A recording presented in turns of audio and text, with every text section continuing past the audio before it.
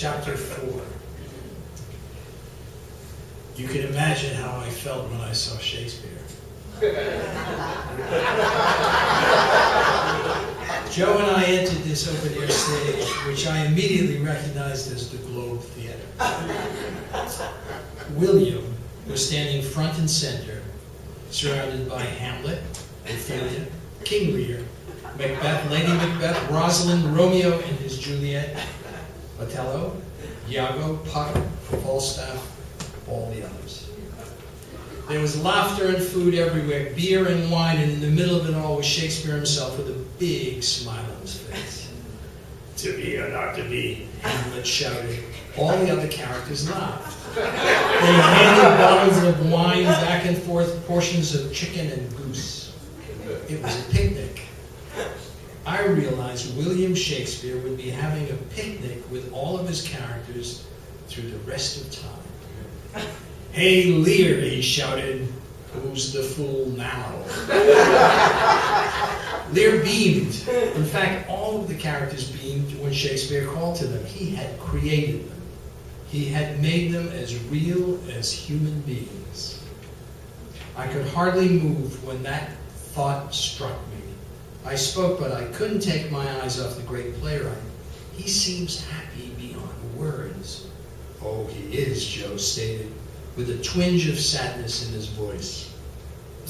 I watched as Ophelia sat on Shakespeare's lap, feeding him grapes, and Puck ran his hands through Shakespeare's thinning hair. Hamlet handed him a goblet of wine as all turned to Macbeth, who now took center stage and said, tomorrow and tomorrow and tomorrow, performing the world-famous monologue for all the other characters. He was lucky, you know, Joe said.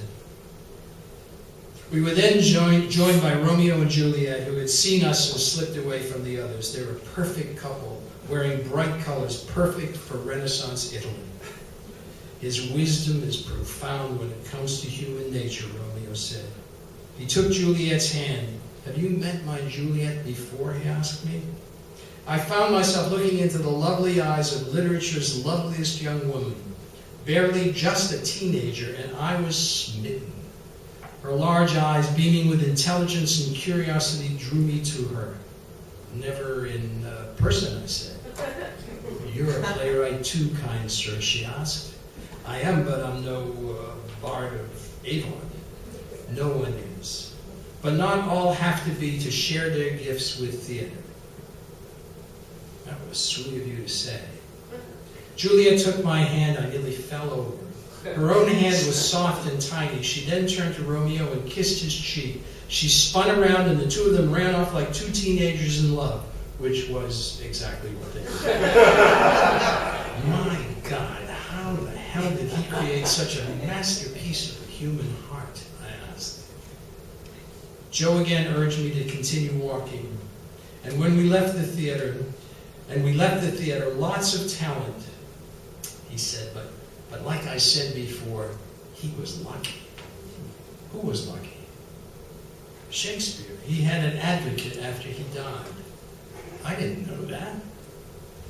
Oh, yes. For 50 years after his death, no one really thought he was a great playwright. It wasn't until somebody bailed the great critic Samuel Johnson out of debtor's prison and hired him to write a critical study of Shakespeare's work that Willie became famous. Who hired Johnson? Jacob Tonson. That you can easily find out in a history book. The real question is who cajoled and then persuaded Tonson to hire Johnson? I was enthralled with all this new information. More about all that later. But now, would you like to meet Willie? Moments later, I was on stage facing the great playwright while standing under the bright sunshine that was pouring through the ceiling. Shakespeare had the charisma of a movie star. I smiled at him. I wondered, though, if it was being famous that made him appear that way. He was a thin, tiny man with a sparkling smile.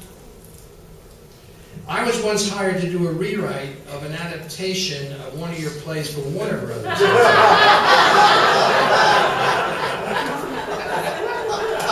Excellent, he said, quickly eyeing Ophelia as he spoke to me. It was a modernized version of A Midsummer's Night Dream. I continued to smile. Good, he said again, this time taking Ophelia by the hand and placing her back on his lap. Rosalind stepped forward and kissed Willie on the lips.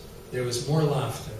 And then she turned and Shakespeare ran after her across the stage, disappearing into the wings, with the beautiful Ophelia following in pursuit.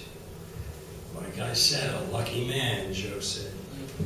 I listened closely as Joe went on to remind me that no one thought Shakespeare was great until Jacob Tonson mysteriously hired Samuel Johnson to write a history of the literary importance of Willie.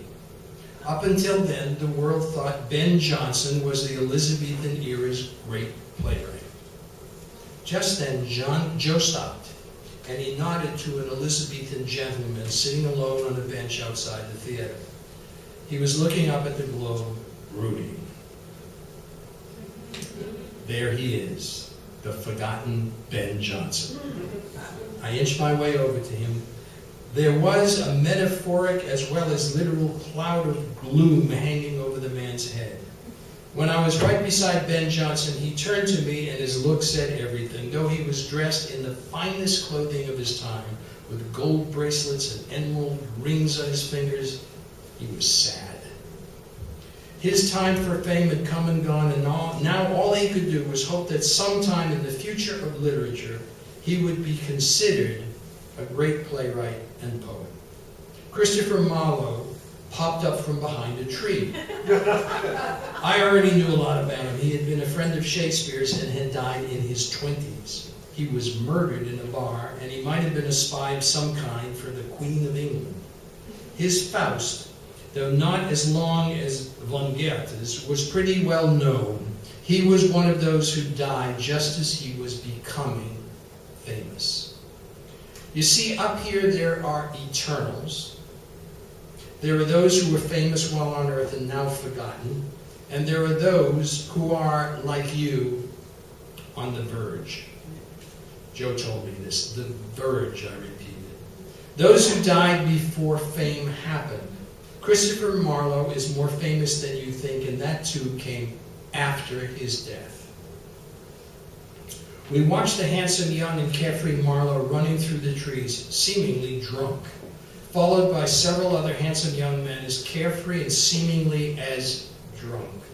Their voices quickly disappeared. He seems happy. Well, in his instance, graduate students keep him famous. He did write some famous lines, and I guess that's fame enough for him. Think about it. This competition is Shakespeare and Marlowe did die at 29. Whoever loved, that loved not at first sight, I quickly added. The majority of writers here fall into the last category, on the verge. Those who tried and failed and wait in the valley of those on the verge in hopes of one day becoming an eternal. There are thousands of you like that. So it can happen, I asked. Oh yes, it does happen. Emily Dickinson only published 7 poems in her lifetime. Think about that. She is now considered the most famous woman poet of all time. How did that happen for her, I asked. After Emily died, her sister Lavinia collected all of her poetry in a book and sent it to a publisher. Wow! And Franz Kafka. He was virtually unknown when he died and told his friends to burn all of his work. In fact, his Metamorphosis was the only thing he ever completed. It was very short for a novel, Joe continued. It was his friend, Max Brod, who made sure Kafka's work was published after he died. Now there's the Franz Kafka Society Center in Prague. I took it all in, not knowing any of this when I was alive. So yes, it can happen for those who are lucky enough to have someone care about their work after they die. And for those who go back to influence at least one person who is still alive and can make the difference. I was stunned. We can influence those who are still alive? Joe nodded. Yes, you'll have one chance, one opportunity to go back to life and do all you can to change the fate of your fame. We walked on, I was perplexed, and Joe could see it. It's all very complicated, he said, and you will learn all the details in time.